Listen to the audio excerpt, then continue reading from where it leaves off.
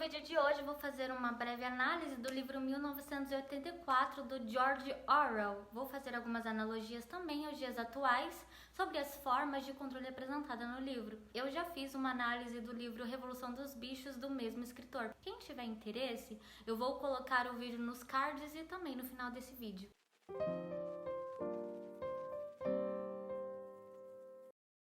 A história se passa no ano de 1984, em um futuro distópico, onde o Estado impõe um regime extremamente totalitário para a sociedade, através da vigilância do Grande Irmão, que é apresentado no livro como libertador e revolucionário que livrará a população do ataque iminente do Emmanuel Goldstein, que é uma figura imaginária e simplesmente um reacionário esperando o momento certo para usurpar o lugar do Grande Irmão. A história se passa na Oceania e a estrutura social do país ela é organizada em 3 pilares. Há um partido interno, que é mantido pelos chefes da revolução e mantém a ortodoxia. O partido externo, que é composto por burocratas que administram os ministérios e são utilizados para o controle populacional. E por fim nós temos o proletariado, que na verdade não são tidos como pessoas importantes para a humanidade, já que não são pessoas políticas.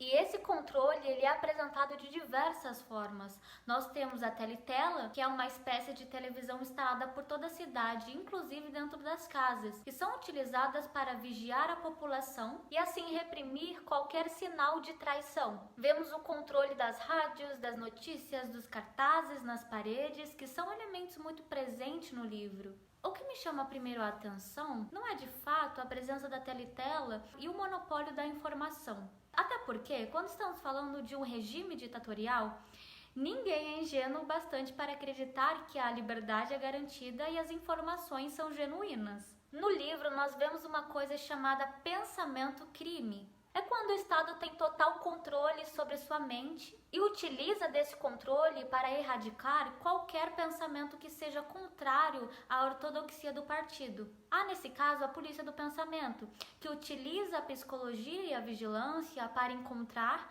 eliminar ou doutrinar membros da sociedade que são capazes de meramente pensar em desafiar a autoridade governante. E nesse ponto é muito utilizado não como parte da polícia do pensamento, mas como parte da própria população doutrinada, as crianças. As crianças são usadas para trabalhar contra seus pais e vizinhos, entregando por crime de pensamento. Nesse quesito, quando você dispõe da educação do seu filho, você deixa o seu filho à mercê do Estado. Então, quem educa não é você.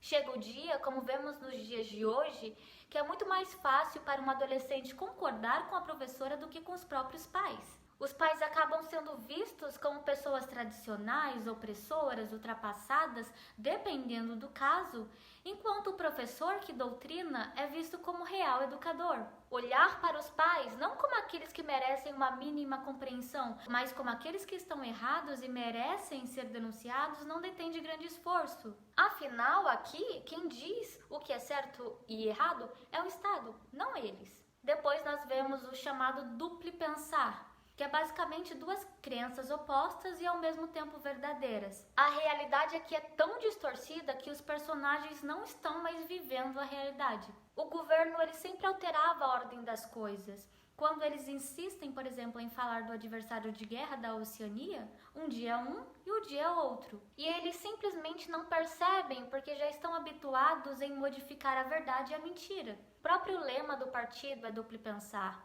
Guerra é paz, liberdade é escravidão, ignorância é força? Quando estamos falando do coletivo, nós conseguimos ver a aplicação do duplo pensar sendo utilizado através de uma narrativa atrelada às emoções. Isso induz o indivíduo a uma ideia rasa que desfoca da realidade. Quando determinados grupos políticos defendem a democracia aplicando a ditadura, ou a própria ideia do cancelamento, que é muito falado hoje na internet, o famoso ódio do bem, é duplo pensar, porque há uma defesa da liberdade de expressão, ao mesmo tempo há uma cassação. O duplo pensar leva o indivíduo a sofrer as consequências dessa omissão, porque quando você altera a sua realidade, Na verdade, você altera o seu campo de visão e não as consequências da realidade desse ato. Uma pessoa obesa que sabe que é obesa, mas levanta uma bandeira de que o corpo saudável pode ser um corpo obeso, ou uma pessoa que sofre de anorexia enxerga que o corpo saudável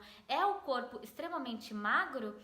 Nesses casos, há uma quebra de realidade, mas a consequência da obesidade e da anorexia existe. Nós vemos um controle dialético também enorme, porque a forma do indivíduo raciocinar, ela é controlada pelo Estado e é sempre alterada de acordo com o interesse do partido. E quem percebe isso é o personagem Wilson. Ele é funcionário do Ministério da Verdade, que ironicamente é o setor responsável por alterar informações já publicadas em jornais antigos e redivulgá-las de acordo com as ordens superiores. A utilização da história, da arte e da filosofia nas mãos do partido resulta ou na extinção ou adequação à filosofia do grande irmão. Porque se não há registros verídicos, não há como a população ter comparação e retornar à realidade. Há um controle tão grande da história, da literatura, da filosofia, que fora inventada uma nova língua. Nessa nova língua, as palavras, elas são compactadas e por mais que o dicionário ainda não esteja completo, nós conseguimos entender o motivo pela qual a língua foi criada. Há um controle social que chega ao nível da fala e da mente, que priva a sociedade de qualquer coisa que não seja a ortodoxia. Ao difundir essa língua, o partido é capaz de manipular a realidade de uma forma mais completa ainda, porque não torna só incomunicável, como também torna impensável qualquer coisa que seja considerada indesejável ao partido. O objetivo final aqui é anular a capacidade do indivíduo raciocinar e discernir, porque quando você diminui a forma da comunicação, da leitura, reformulando um novo idioma, há uma extrema limitação na parte do raciocínio lógico, já que o ponto de partida é limitado. Porque assim, quando você cria um determinado raciocínio, você formula uma coerência entre um começo e um fim. E nesse caso, esse começo ele não precisa de um fim, já que ele por si só traduz tudo o que você quer dizer. Nesse caso, você não precisa também de uma construção mental. E se você não tem essa construção mental, você não tem um senso de comparação e outros elementos que formam uma ideia. E é aí que você não tem não só liberdade intelectual, como também não tem a capacidade de pensar, porque os elementos da dialética, que é um ponto de partida, foi tirado, foi diminuído, entende? Essa coisa, por exemplo, do pronome neutro, tem exatamente essa linha de raciocínio, porque a construção da nova língua é algo que está sendo editado há anos e ainda não tinha sido finalizado. Aos poucos você vai modificando determinados elementos que no fim impede a conclusão de um raciocínio, porque a nova língua ela se torna habitual e é isso que nos é oferecido. Então, se ao invés de ser ele ou ela eu falo eles, fica impossível ter uma conduta considerada homofóbica. Seria fácil para a população ir contra os princípios do governo e ainda assim agir como se concordassem. Por isso o poder do partido ele não se dá apenas pela coerção, mas o controle ele ultrapassa o limite da mente, do pensamento. A doutrinação não implica só no controle do indivíduo exterior, mas do indivíduo interior, porque ele acaba destruindo a construção do ser ao atacar não só a história da humanidade, mas a história individual de cada pessoa. Para o partido conservar a ortodoxia da melhor maneira possível, precisa ter um controle não só dos meios sociais da liberdade do indivíduo, mas precisa de um controle de causa e efeito. A liberdade, em sua essência, possibilita o ser humano